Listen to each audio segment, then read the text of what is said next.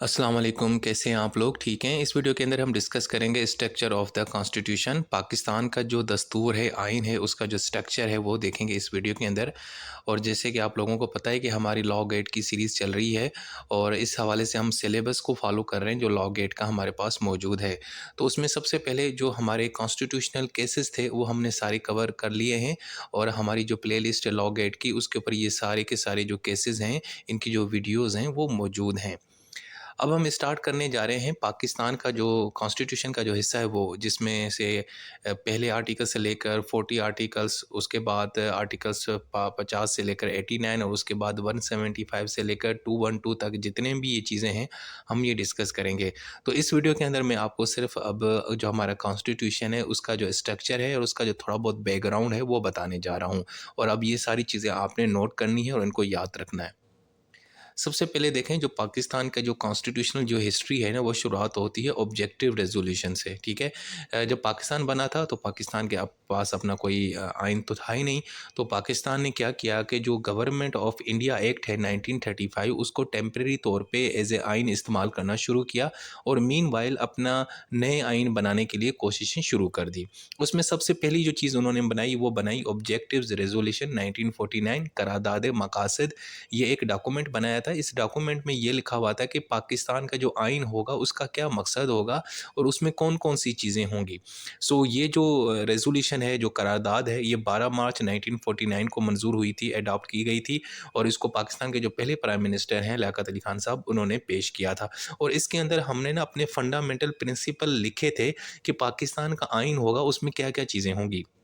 यानी जैसे Islamic laws होंगे, फंडामेंटल राइट्स होंगे, जो है ना माइनॉरिटीज़ को यानी कि फ्रीडम हासिल होगी और डेमोक्रेसी होगी, पार्लिमानी निज़ाम होगा, इस तरह की बातें लिखी हुई थी। ख़ैर उसके बाद फिर क्या हुआ कि हमने एक कमेटी बनाई जिसका नाम है बेसिक प्रिंसिपल कमेटी और इस कमेटी के अंदर अंदर 24 लोग थे और उनको कहा गया कि जी आप अपने हमारा जो प्यारा मुल्क है पाकिस्तान उसके लिए जो आइन है उसके बनाने में आप हमारी हेल्प करें। सो इस कमेटी को ये ज़िम्मेदारी दी गई थी कि आपने इस मुल्क के लिए आइन बनाना है। ठीक हो गया। अच्छा जी, उसके बाद आइन ने इस कमेटी ने अपने कुछ ड्राफ्ट बनाए थे। पहला जो ड्राफ्ट था वो 1950 के अंदर बनाया था, वो फिर मुस्तरद कर दिया गया और उसके बाद फिर उन्होंने दूसरा जो फाइनल ड्राफ्ट बनाया था, वो बनाया था जनाब 1954 में। ठीक है? तो ये कमेटी अपना काम कर रही थी, ड्राफ्ट भी फाइनल हो चुका था, लेकिन उसी दौरान जनाब हमारी वो जो कॉन्स्टिट्यूट असेंबली थी, आइन साज़ असेंबली थी, जिसमें से ये लोग लिए गए थे, जो इसके मेंबर्स थे, उस असेंबली को तहलील कर दिया जाता है। ठीक है, हमारे जो तीसरे गवर्नर जनरल हैं मलिक गुलाम मोहम्मद, वो 24 अक्टूबर 1954 को इस असेंबली को तहलील कर देते हैं। तो उसके बाद दोबारा एक आइन साज़ असेंबली बनाई जाती है 1955 के अंदर और फिर वो जो असेंबली है दोबारा आइन के लिए काम करती है। सो करते-करते आखिरकार 23 मार्च 1956 को पाकिस्तान का जो पहला कॉन्स्टिट्यूशन है वो बन जाता है और उस आइन के अंदर लिखा हुआ था कि पाकिस्तान का पार्लिमानी निज़ाम होगा और एक यूनिकैमरल लेजिस्लेचर होगा। यानी कि जिस तरह अभी पार्लियामेंट के अंदर हमारे पास 2 हाउसेज़ हैं ना, सेनेट और नेशनल असेंबली, तो उस वक़्त सिर्फ़ एक ही हमारे पास हाउस था, नेशनल असेंबली। ठीक है? और ये हमारा पहला आइन 1956 का 23 मार्च को यानी कि प्रैक्टिकली इम्प्लीमेंट शुरू हो गया। लेकिन उसके बाद भी 31 माह के बाद फिर उस आइन को भी तोड़ दिया गया। 7 अक्टूबर 1958 को मार्शल लॉ लगा दिया गया और पाकिस्तान का जो पहला कॉन्स्टिट्यूशन है 56 का वो एब्रोगेट कर दिया गया। उसके बाद जनाब फिर 1960 के अंदर एक दूसरी कमीशन बनाया गया, कॉन्स्टिट्यूशन कमीशन, जिसने नया आइन बनाना था और आखिरकार नया आइन दूसरा जो नया आइन था वो 8 अगस्त 1962 को जनाब इम्प्लीमेंट कर दिया गया और इसको बनाया था प्रेसिडेंट अयूब खान ने बनाया था। अच्छा, अब ये जो आइन था ना इसके अंदर सदारती निज़ाम लाया गया था और साथ में यूनिकैमरल लेजिस्लेचर। ठीक है? यानी जो 56 का आइन था उसमें पार्लिमानी निज़ाम की बात की गई थी और इस आइन के अंदर 62 में क्या की गया था, सदारती निज़ाम की बात की गई थी। खैर, लेकिन आगे चल के ये आइन भी ख़त्म कर दिया जाता है 25 मार्च 1969 को और उसके बाद फिर जनाब 1970 में इलेक्शन होते हैं और फिर ज़ुल्फ़िकार अली भुट्टो की यहाँ पे पाकिस्तान में हुकूमत बनती है, तो वो फिर एक नए आइन बनाने के लिए कोशिश करते हैं। लेकिन इससे पहले कि हम परमानेंट आइन बनाएँ तो उन्होंने पहले कोई इंटरिम कॉन्स्टिट्यूशन बनाया था 1972 में, यानी अबूरी आइन बनाया था टेम्परेरी। अच्छा, वो जो आइन था उसमें भी सदारती निज़ाम रखा गया था। खैर, और साथ में एक कमेटी भी बनाई गई थी कि परमानेंट कॉन्स्टिट्यूशन के लिए, वो कमेटी भी अपना काम करती रही, ठीक है। और आगे चल के उस कमेटी ने अपना जो बिल है वो 2 फरवरी 1973 को असेंबली में पेश किया। और उसके बाद आगे चल के जनाब 10 अप्रैल 1973 को जो हमारी नेशनल असेंबली थी, जनाब उसने इस आइन को मंजूर किया, जो परमानेंट आइन था 1973 वाला आइन जो अभी हम पढ़ रहे हैं। और 12 अप्रैल को उसके ऊपर सदर ने दस्तखत कर दिए और जनाब 14 अगस्त 1973 को उसको पूरे मुल्क में इम्प्लीमेंट कर दिया गया। तो जनाब हमारा जो मौजूदा आइन है, जो तीसरे नंबर पे आइन है 73 का, वो 14 अगस्त 1973 को पूरे मुल्क में जनाब क्या इन्फोर्स कर दिया गया था। प्रेसिडेंट ने उसको 12 अप्रैल पे साइन किया था और 10 अप्रैल को असेंबली ने उसको मंजूर किया था। तो ये जो हमारा 73 का कॉन्स्टिट्यूशन है ना, इसमें टोटल जो आर्टिकल्स हैं वो 280 हैं और 12 इसके पार्ट्स हैं और 5 शेड्यूल्स हैं, ठीक है। कहीं पे लिखा होगा 7 शेड्यूल्स। एक्चुअली 7 शेड्यूल्स पहले हुआ करते थे, लेकिन 18वीं तरमीम के बाद छठा और सातवां जो शेड्यूल्स हैं वो ख़त्म कर दिए गए हैं। सो मौजूदा जो शेड्यूल्स हैं वो हमारे पास क्या हैं, 5 हैं। और इस आइन में अब तक कितनी अमेंडमेंट हो चुकी हैं, 26 अमेंडमेंट हो चुकी हैं। तो अब मैं आपको बताता हूँ इसका स्ट्रक्चर बड़ा सिंपल। सबसे पहले जब आप आइन की किताब को गलती से या वैसे ही यानी कि खोलेंगे और तो उसमें देखेंगे तो सबसे पहले इसका होगा प्रियम्बल, यानी एक इंट्रोडक्शन होगा प्रियम्बल। और उसमें लिखा होगा कि इस आइन का मकसद ये है, ये सारा होगा लिखा होगा।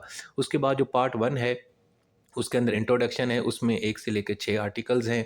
पाकिस्तान का बाउंड्रीज़ क्या हैं, इसकी नेशनल आइडेंटिटी क्या है, सॉवरेनिटी का कॉन्सेप्ट क्या है, basic principle of law governance का ज़िक्र है। उसके बाद जो दूसरा पार्ट है उसके अंदर फंडामेंटल राइट्स और प्रिंसिपल्स ऑफ पॉलिसीज़ का ज़िक्र है, आर्टिकल 7 से लेकर 40 तक।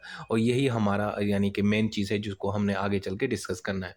उसके बाद जो तीसरा पार्ट है उसमें फेडरेशन ऑफ पाकिस्तान का ज़िक्र है कि प्रेसिडेंट का क्या काम होगा, प्रेसिडेंट किस तरह उसका इलेक्शन होगा, उसके बाद पार्लियामेंट किस तरह काम करेगी, उसकी स्ट्रक्चर्स, उसकी पावर्स।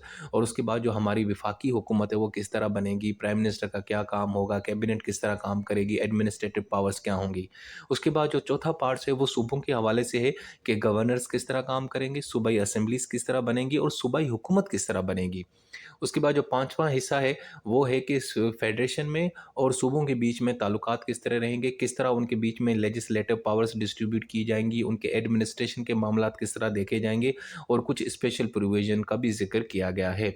उसके बाद जो हमारा छठा पार्ट है उसमें फ़ाइनेंस, प्रॉपर्टी, कॉन्ट्रैक्ट्स और स्वीट्स का ज़िक्र है कि फ़ाइनेंस के मामलात किस तरह किए जाएंगे, यानी कि किस तरह आप उधार लेंगे, ऑडिट किस तरह होगा, प्रॉपर्टी, कॉन्ट्रैक्ट्स, लायबिलिटी सूट्स, ये सब का ज़िक्र हमें अपने चौथे पार्ट्स के अंदर मिलता है। उसके बाद सॉरी छठे पार्ट के अंदर मिलता है। उसके बाद हमारा जो सातवां पार्ट है वो जुडिकेचर है, यानी अदलिया के मुतालिक जितनी भी चीज़ें हैं आपको वो आर्टिकल 175 से लेकर 212 में मिलेंगे कि अदालतें किस तरह काम करेंगी, सुप्रीम कोर्ट के पास क्या पावर होगी, हाई कोर्ट्स, फेडरल शरीयत कोर्ट, ठीक है। ये सारी चीज़ें आपको इस हिस्से के अंदर मिलेंगी। उसके बाद हमारा जो आठवां हिस्सा होगा वो इलेक्शंस के बारे में है। 213 से लेकर 226 के इलेक्शन कमीशन किस तरह काम करता है, चीफ इलेक्शन कमिश्नर के पास क्या पावर्स होंगी, इलेक्शन किस तरह करवाए जाएंगे, किस कानून के तहत करवाए जाएंगे। उसके बाद हमारा जो नवा हिस्सा है वो इस्लामिक प्रोविजंस के हवाले से है, आर्टिकल 227 से लेकर 231 तक कि इसमें कौन से इस्लामिक प्रिंसिपल्स लिखे गए हैं, ये सारी चीज़ें आपको यहाँ पे मिलेंगी। उसके बाद जो हमारा 10वां जो है ना पार्ट है वो है इमरजेंसी प्रोविजंस के हवाले से कि जो इमरजेंसी लगाई जाती है, गवर्नर लाज लगाया जाता है, तो वो कैसे लगाया जाएगा, उसकी क्या रिक्वायरमेंट होगी, आर्टिकल 232 से लेकर 237। उसके बाद हमारा 11वां जो हिस्सा है वो अमेंडमेंट्स ऑफ कॉन्स्टिट्यूशन के बारे में है, जो जिसमें 2 आर्टिकल्स हैं, 238 और 239। इसमें ये बताया गया कि अगर आपने आइन में तरमीम करनी है तो उसका क्या क्या तरीक़ेकार है, उसका क्या मेथड है। उसके बाद जो हमारा 12वां जो हिस्सा है वो है मिसलेनियस है। इसमें बहुत सारी चीज़ें हैं, सर्विसेज़ के बारे में बताया गया है, जो हमारी पाक अफ़वाज है उसके बारे में, arm forces, tribal areas, interpretation, title, commencement, repeal, transitional, जो बाकी जितनी सारी चीज़ें हैं वो आपको इस हिस्से के अंदर मिलेंगे, आर्टिकल 240 से लेकर 280 तक। उसके बाद लास्ट में आपको एक एनेक्स मिलेगा जिसमें हमारा जो ऑब्जेक्टिव्स रेजोल्यूशन है, जो करारदाद मकासद है, वो आपको पेज मिलेगा जो हमारा प्रीएम्बल का भी हिस्सा है और हमारे आर्टिकल 2A के अंदर भी मौजूद है। उसके बाद लास्ट में हमारे पास शेड्यूल्स मौजूद हैं। वो वैसे तो पहले 7 हुआ करते थे, अब हमारे पास 5 हैं।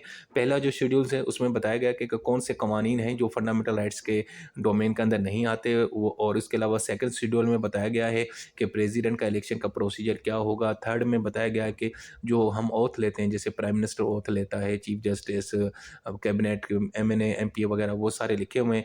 फोर्थ शेड्यूल में बताया गया है कि लेजिस्लेटिव पावर्स की डिस्ट्रीब्यूशन के सूबों के पास ये इख्तियार होगा और विफाक के पास ये इख्तियार होगा लेजिस्लेटिव के हवाले से। और जो हमारा फिफ्थ और लास्ट शेड्यूल है उसमें जनाब जुडिशल रेमुनरेशन के अदालती जो जजेस लगाए जाते हैं उनकी तनख्वाहें, उनकी मैनेजमेंट, ये वो सारा कुछ, फीसें वगैरह सारा कुछ, उनका जिक्र आपको मिलेगा। दोस्तों, ये थी हमारी पहली वीडियो। इस पहली वीडियो के अंदर सिर्फ मैंने आपको इंट्रोडक्शन दिया है अपने आइन के हवाले से, इसका स्ट्रक्चर क्या है और उसकी एक कंसाइज कॉन्स्टिट्यूशनल बैकग्राउंड भी मैंने आपको बता दिया है। ठीक है जी। अब हमारी जो नेक्स्ट वीडियो होगी ना उसमें मैं आपको प्रियम्बल से लेकर आर्टिकल 7 तक उसके बारे में बताऊंगा कि शुरू के पहले 7 जो आर्टिकल्स हैं उनमें क्या लिखा हुआ है पाकिस्तान के दस्तूर के आइन के अंदर, और उसके बाद फिर हम आगे चलेंगे। ठीक है जी। अपना बहुत सारा ख्याल रखें। Take care. अल्लाह हाफिज़।